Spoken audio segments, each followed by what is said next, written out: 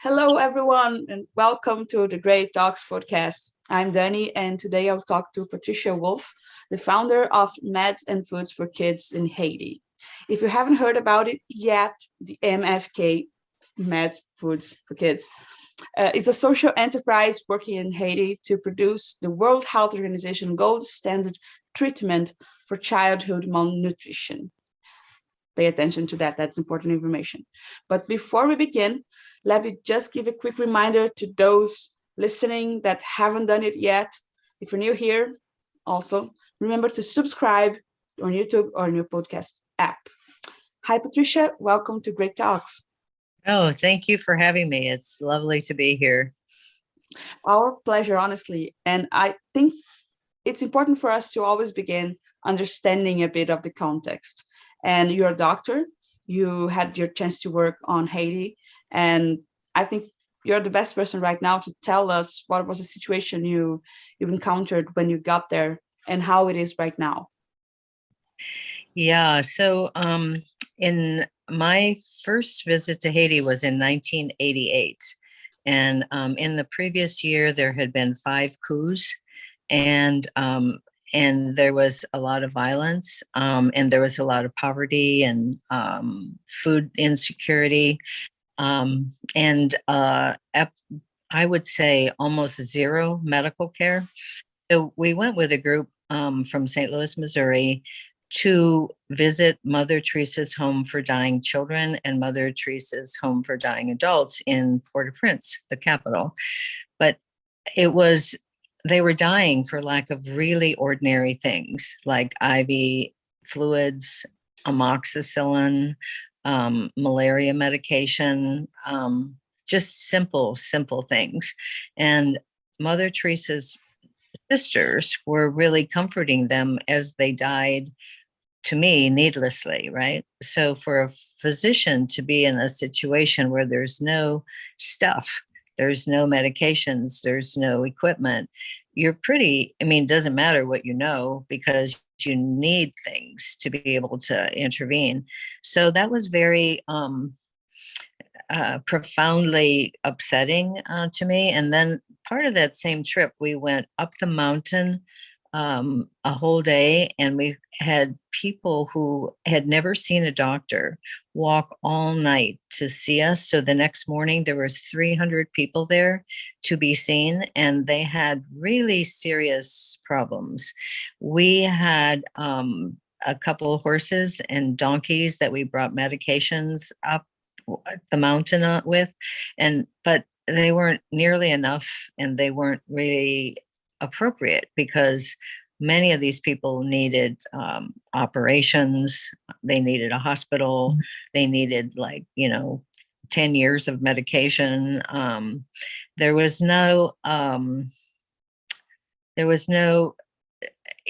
was really eye-opening for me and grief-inducing. So I came back. I had always wanted to be a medical missionary. I mean, from the time I was 12 years old, I just decided that I was going to go to medical school, but life intervened. I got married. I went to med school. I had children, and it wasn't until 1988 when I was really able to go.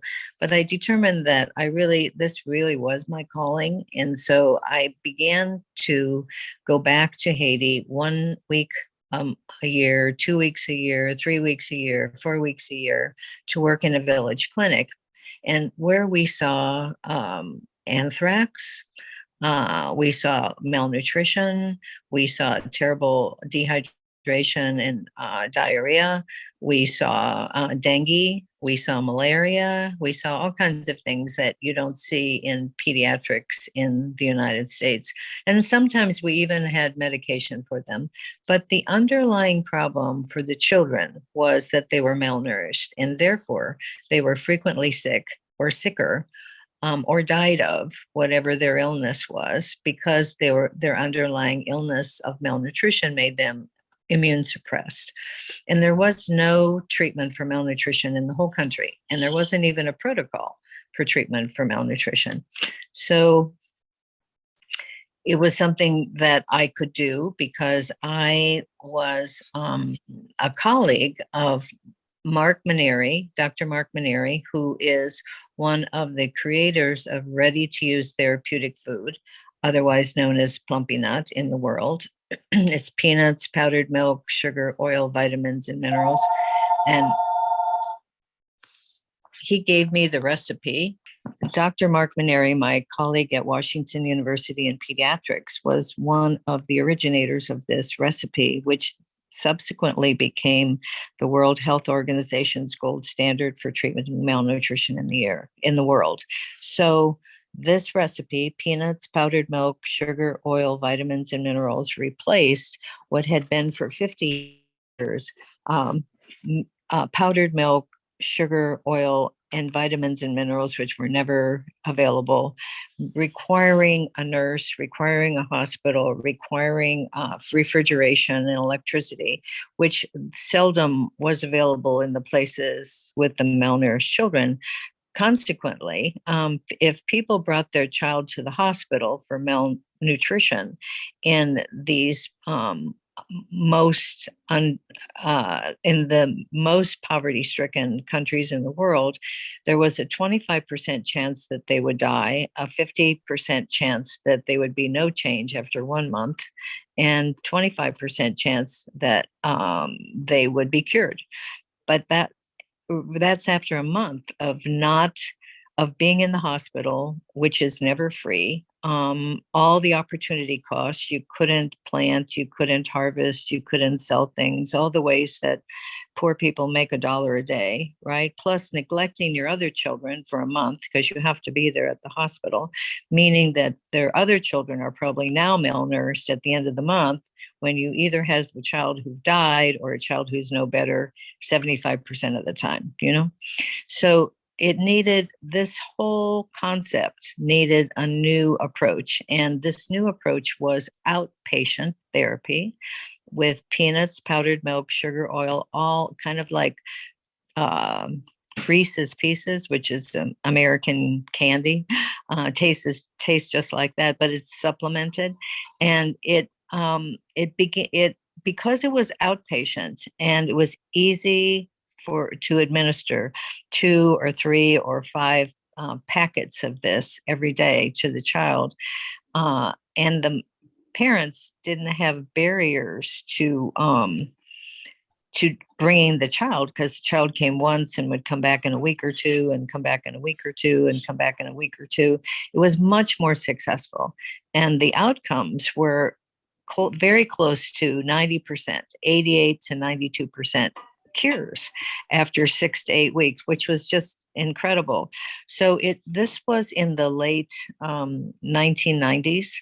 And I visited my friend Mark Maneri in Malawi, where he was working, and I saw what he was doing. And we started making this recipe in 2003 in Haiti with a little hand grinder and a Methodist church classroom, and handing it out at the clinics. And it was miraculous. I mean, so much better than amoxicillin, actually.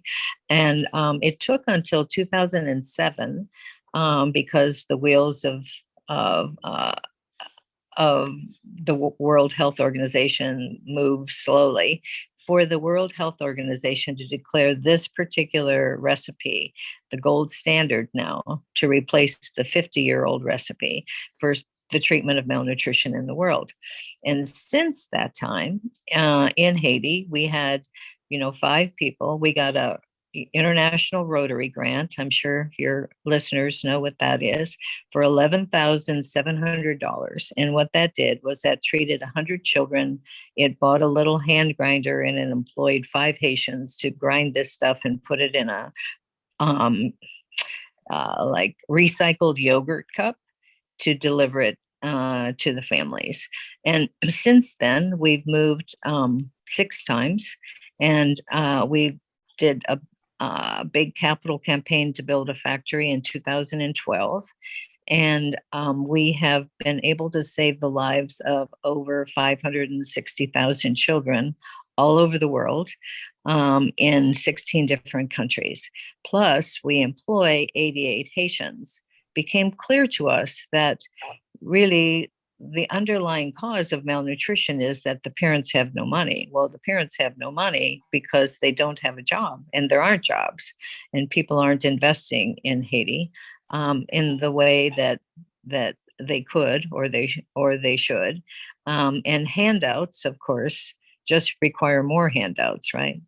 So we determined that our point of view was that we needed to employ people, we need to transfer skills, we needed to buy peanuts from Haitian farmers, uh, and and show them how to grow peanuts that were low in aflatoxin, because when we began, all the peanuts were contaminated with aflatoxin. And I'm not sure if your listeners know what that is, but it's a toxin that's produced by a mold, Aspergillus, which is on all kinds of crops. It's on peanuts, it's on corn, it's on sorghum, it's on soybeans, and it's everywhere in the world that isn't a desert, any place that where mold grows. And countries that are more developed have rules about it, right? And standards, and underdeveloped countries don't. And so it is very common in poor countries to have animals, livestock, eat a whole stack of hay and die, just turn over and die. And it is and occasionally in the hungry season, and places like Kenya, in the rural areas, a child will find a stash of moldy peanuts and eat them all and die. But more likely, it is that they are chronically exposed, and that causes in the children immune deficiency and poor growth, and it causes in adults liver cancer. And aflatoxin is the most common cause of liver cancer everywhere in the world. So it's important to not have it in your product. So we long ago discovered this in Haiti, and we have mentored peanut farmers about decreasing the aflatoxin in their produced peanuts, so we could buy them, put them in our product. And if you go to the market today, in contrast to when we began in the early 2000s and today, the aflatoxin level in the peanuts has been decreased by 100-fold. So it was 3,000, and now it's more likely to be 30. It needs to be 10, but it's much more likely to be 30. So that's really because everybody talks to everybody. We haven't mentored every single farmer in Haiti, but people are curious. They want to be healthy. They want their families to be healthy. And even in the face of no country regulation for food safety, the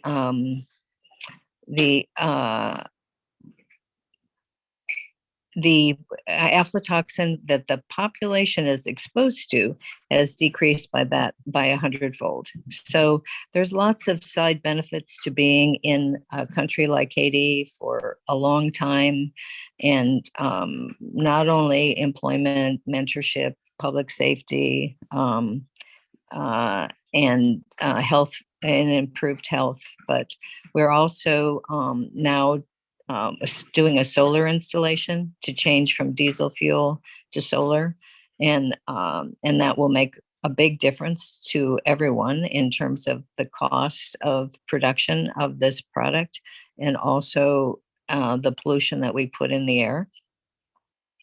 So, and we are hoping that it inspires other people to put in solar in Haiti, because it's a very a sunny country, right? Much like Brazil, I guess. Yes, absolutely. Yeah. Wow, I'm really happy to have this conversation with you. You just taught me a whole new thing that I had no clue about. I'm definitely looking out for that. And I think it's so interesting to see how many good things can come from one good idea, one good action, because you begin thinking about one problem that you notice, like it's definitely not just one, but, focusing on health. And then you realize that when you start to develop solutions for this problem. You can involve the society, you can involve the parents, and you can give them a better life, and that turns out into a good for the community, and it goes on. So it's wonderful to see. The MFK now produces, I think it's 4 types of products, right? Yes. So we have a treatment for severe malnutrition, Medicamamba, and then we have a treatment for moderate malnutrition called Mamba Jam, and then we have another treatment you could use for moderate malnutrition, but also for like emergencies like hurricanes and earthquakes, which unfortunately are very common in Haiti. And then a fourth product, which is a school snack.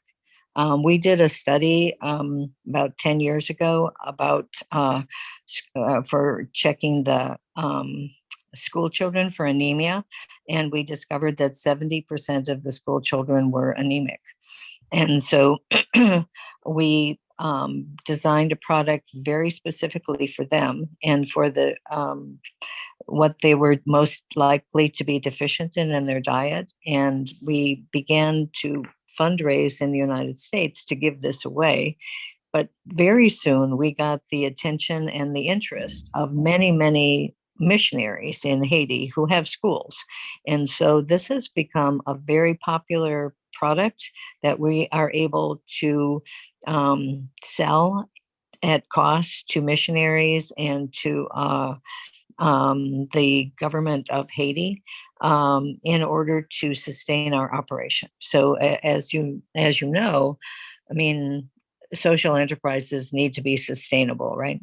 And so we give away whatever we fundraise for, but we sell to UNICEF, World Food Program, all kinds of mission groups, school groups, what they need, and otherwise they would import. But here it is, made in Haiti by Haitians, employing Haitians. And, our employees, many of whom, at least 50% of whom cannot read or write, came to us or began with us many years ago. They very few of them have ever left, but they were very thin.